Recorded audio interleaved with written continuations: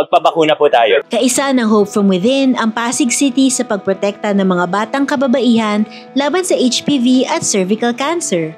Ang ating division ay meron tayong tinatawag na School Health and Nutrition Section na kasama natin dito ang mga nurses natin at ang ating dentist upang matiyak ang kalusugan ng ating mga mag-aaral. At kasama sa mga programa o kanilang mga programa ay ang pagpapalaganap ng impormasyon lalo na pagdating sa mga vaccination at mga kalusugan ng ating mga mag-aaral. Importante po yung school-based immunization because aside from it is promoting collaboration among agencies para makamit yung mga desired health outcomes natin sa city. Isa rin itong paraan para mabawasan yung mga infeksyon na pwedeng makuha ng ating special population which is children and adolescents. And of course, it also increases yung access. Let's work together to create more hopeful tomorrows for cancer patients. Check out Hope from Within's social media assets to learn more.